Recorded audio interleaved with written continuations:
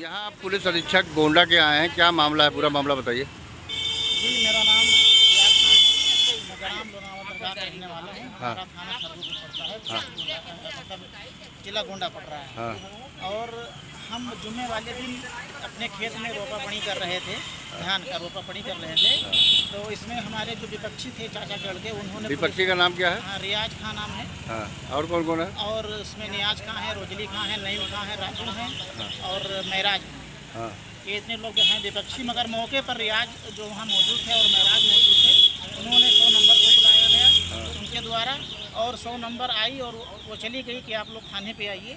और उसके बाद में जो है तुरंत, यानी 100 नंबर गांव से बाहर पहुंचती नहीं है कि जो उनके मतलब सिपाही थे, मैं ये नहीं कहूँगा कि सरकार के या प्रशासन के सिपाही, ये उनके सिपाही हैं, क्योंकि वो लकड़ी का कारोबार करते हैं तो रोज़ कमाते हैं, 4-5 हज़ार रुपया देते हैं, तो मतलब उनके इशारे पे ही काम करते हैं। कौन सा थाना आपका पड़ता है? ये खरगोपुर थाना पड़ रहा है। अच्छा, फिर क्या हुआ? अच्छा, फिर वो तुरंत आ जाते हैं, 100 नंबर बाहर नहीं जाती है, वो तुरंत आ जाते हैं और कहते हैं कि चलिए आप लोग थाने पे चलिए, ये मतलब स्टे है इसके ऊपर, आप क्यों रोकापणी कर रहे हैं।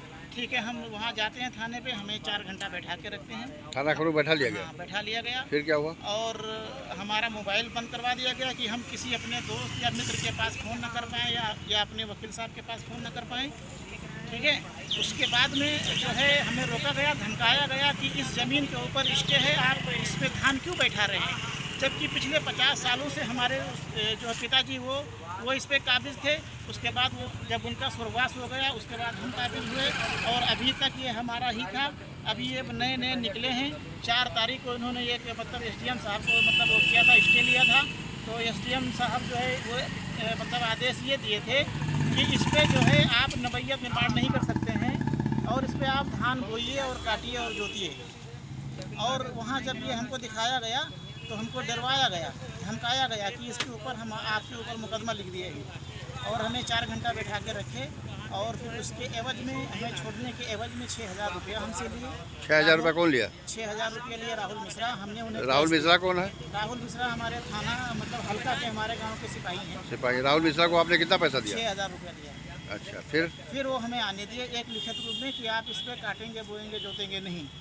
उसके दूसरे दिन बाद लगता है थाना दिवस, शनिचर के दिन हम यहाँ तहसील में आते हैं, तो मतलब तहसील दिवस में आते हैं और यहाँ एसडीएम साहब के समक्ष हम पेश होते हैं और उनसे अपनी सारी बात बताते हैं। हमारे वकील साहब रहते हैं, तो उन्होंने हमें स्पष्ट रूप से कहा कि आप उस पर जाइए, जोतिए, बोइए और अपना कार्य कीजिए, मगर उसका जो है आप निर्माण नहीं करेंगे उसके ऊपर जब तक ये मामला सुलझ नहीं जाएगा।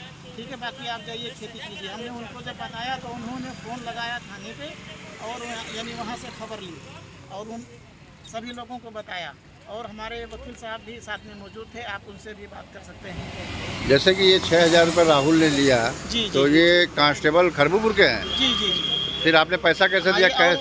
नहीं, उनके साथ में पंकज प्रेमी भी, दोनों सिपाही। अच्छा। हाँ, ये कहते हैं कि पूरा थाना हम ही चलाते हैं, एसओ से कोई मतलब नहीं है। अच्छा, राहुल कहते हैं? हाँ, राहुल कहते हैं। ये कांस्टेबल है क्या है वो? हाँ, ये हल्के के सिपाही हैं। अच्छा, और ये दूसरे?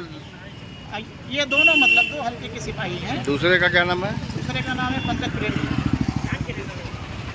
और आप क्या चाहते हैं यहाँ पुलिस अधीक्षक से? हम ये चाहते हैं कि हमें जो है इंसाफ मिले, जो पैसा लिया गया है वो पैसा हमें वापस मिले और उसके बाद हम जो हमारा मान सम्मान जो है, गांव में हम 15 सालों से इलेक्शन लड़ रहे हैं, प्रधानी का चुनाव लड़ रहे हैं और जब पुलिस हमें ही उठा ले जाएगी, हम अपने आप को नहीं बचा सकते तो गाँव वालों को कैसे बचाएँगे, कैसे इंसाफ दिलाएँगे।